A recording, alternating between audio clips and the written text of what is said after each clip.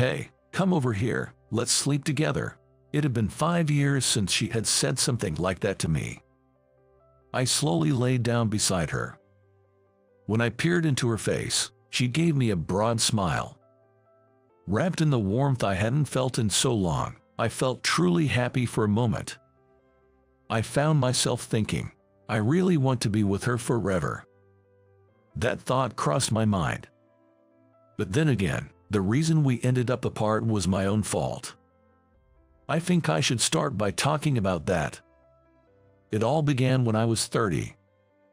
I was just an average office worker. I went to work diligently and did my job, but I was far from being on the fast track to promotion. But even someone unremarkable like me had a chance encounter. It was with Jessica. I met Jessica at work. She was a high flyer at a client company, and we started going out for meals, which led to us dating. Unlike me, Jessica was attentive, competent, and ambitious, clearly on the path to success. She was beautiful when she was immersed in her work. Even after we got married and had a child, Jessica continued to work. In fact, after giving birth, she got promoted to a manager position and became even more active in her job. But that didn't mean she neglected our home.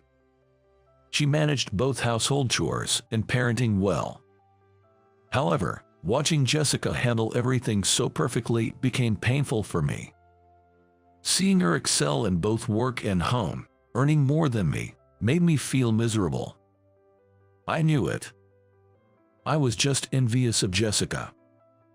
But I couldn't suppress the dark feelings inside me and turned to alcohol for escape.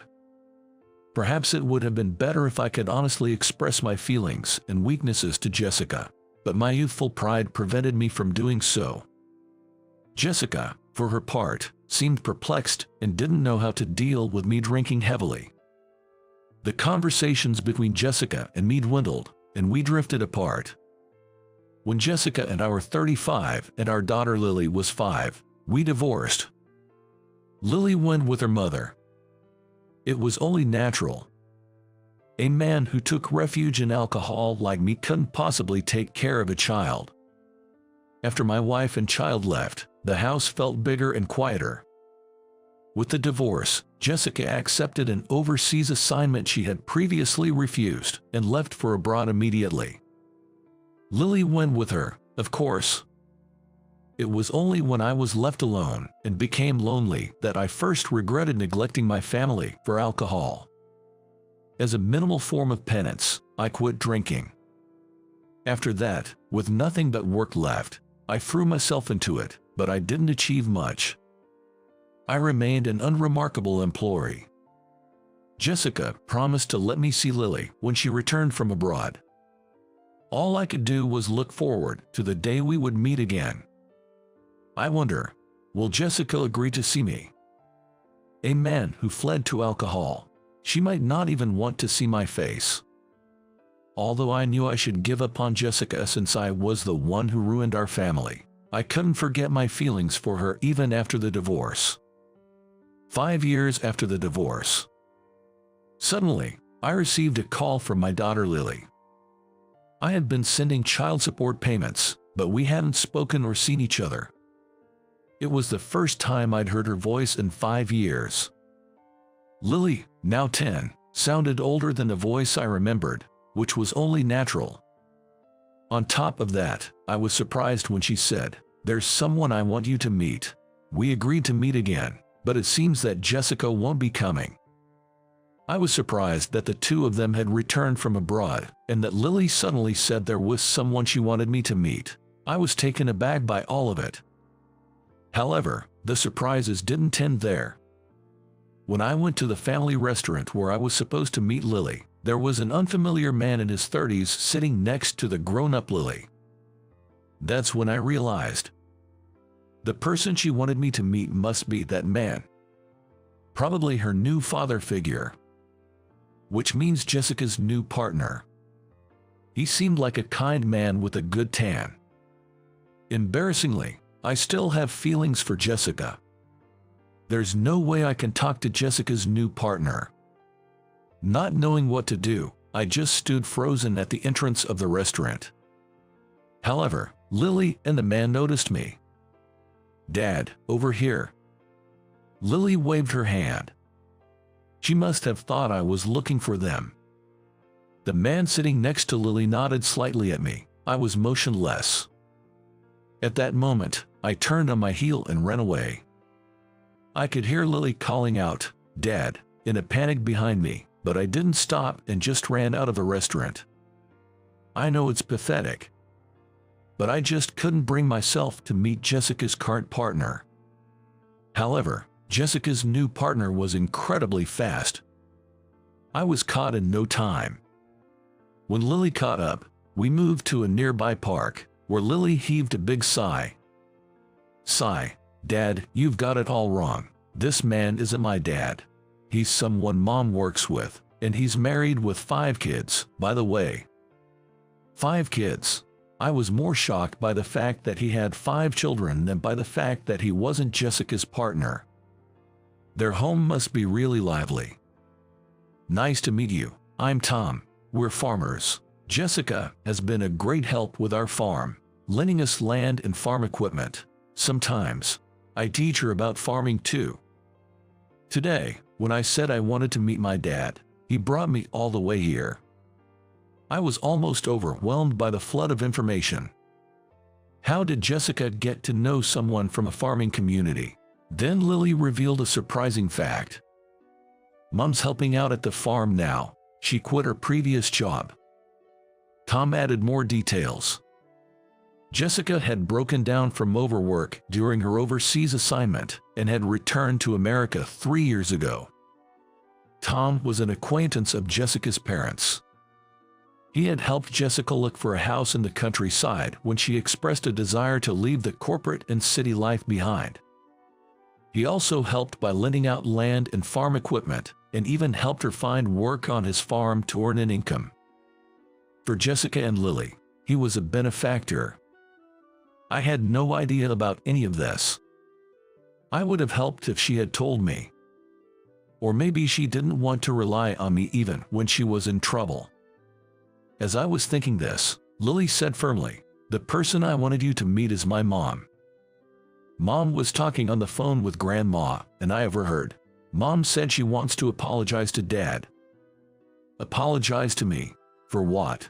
I don't know, but she said she wants to apologize but doesn't know how to bring it up now. Mom's been down lately, and I think she's worried about things with you. Will you meet her? The divorce was my fault. There's no reason for Jessica to apologize to me. But this is actually perfect.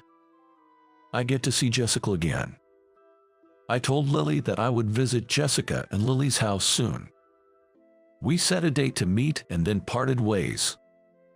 But my heart was racing. Ever since the divorce, my days have been filled with regret.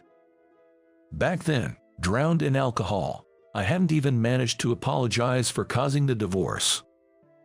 I resolved to properly apologize to her when we met. That's what I decided in my heart. The day I was to visit Jessica and Lily's house arrived quickly. In just under an hour, taking the express train and then a local train, the scenery outside transitioned from urban to serene countryside. I still couldn't believe that Jessica, once a dynamic career woman, was now assisting with farming in the countryside. When I reached the address I had been given, I saw a traditional house surrounded by fields. Lily had told me that Jessica would be away until the evening, so Lily was the only one to greet me.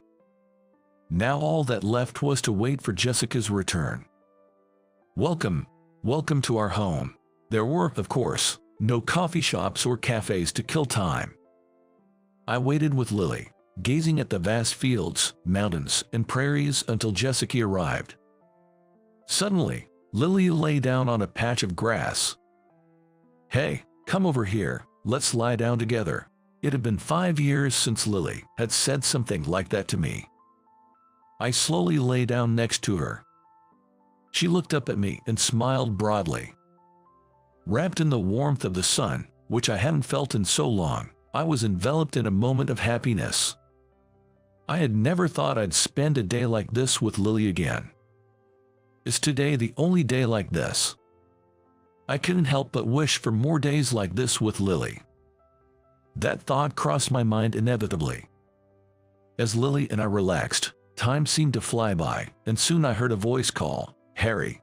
I sat up and turned towards the voice, and there was Jessica, whom I hadn't seen in 5 years. She was in work clothes I had never seen her in before, with a makeup-free face and suntanned skin. Though she used to dress more elaborately in the past, she looked healthier and more beautiful now. When Jessica arrived, Lily went inside. It seems she wanted to give us some time alone. "Why are you here?" Lily wanted to meet, so she came over. I left out the part about Jessica wanting to apologize and instead told her about Lily coming with Tom. "Is that so? She wanted to see her father after all, but were you surprised that we live in the countryside?" I was, honestly. I never imagined you living in the countryside or being involved in farming. At my words, Jessica showed her first smile of the day. "Me neither, but I got tired of the daily grind at the office. I just wanted to see some greenery." "I see, but it's amazing that you've taken up farming as a job." "Not really. I had zero knowledge at first, and it's only recently that I've been able to manage my own field. I still cover living expenses by helping Tom and other farmers." She must have found life overseas more challenging than I imagined if she's willing to go to such lengths to avoid returning to corporate life. "I'm sorry for dumping all the parenting on you when work got tough. Are the child support payments enough? Should I increase them?" "I don't mind. You know." "No, that's okay. Actually, I hadn't touched the child support. I was thinking of adding it to her future education fund." "Are you still with the same company?" Jessica might have remembered how I struggled at work, became envious of her, and turned to alcohol. "Yes, I am. I tried to throw myself into work after the divorce, but I'm still just a regular employee." "Going to work every day and doing your job, that's amazing in itself. I wanted to apologize to you. Back then, I couldn't understand why you turned to alcohol. Sometimes, I even thought you should try harder. But after breaking down from work myself, I understood the desire to escape. Work feels like a part of life, and when it's tough, it's unbearable. I'm sorry I wasn't there for you, that I didn't listen or support you." I shook my head at Jessica's words. "It's not about the work being tough, it's that comparing myself to someone as capable as you made me feel miserable. It's pathetic, I know. I fell for you because you were so cool and hardworking. I wish I could have been honest with you about how I felt, but my petty pride got in the way." Jessica listened intently to what I had to say. "So you felt that way. I wish I had listened to you back when we were married. Maybe I was too caught up in myself and too quick to dismiss you as weak. No, it was my fault for neglecting our family and turning to alcohol. It wasn't your fault at all. I've always wanted to apologize. I'm truly sorry for back then." After sharing our feelings, we, along with Lily, had dinner together using vegetables from Jessica's garden. Life in the countryside has its perks, but also many challenges. However, Jessica seemed to enjoy even the hardships, sharing her struggles with a smile during our meal. She didn't regret leaving her job in the slightest. I clung to my job so much, but once I let go, it turned out not to be such a big deal after all. I couldn't help but say, "That sounds nice." Picking up on my comment, Lily suggested, "Dad, why don't you come live here too?" Jessica and I exchanged embarrassed glances and could only laugh. After reuniting with Lily and Jessica, I began visiting their home on weekends. However, one day, I received a call from Tom, the farmer Jessica was helping, informing me that Jessica had been injured. I left work early and rushed to Jessica. Apparently, a burglar had entered the house. Fortunately, the injury was just a fracture from being pushed. It was a relief that it wasn't more serious. Neighbors had quickly come to help, and the burglar was caught.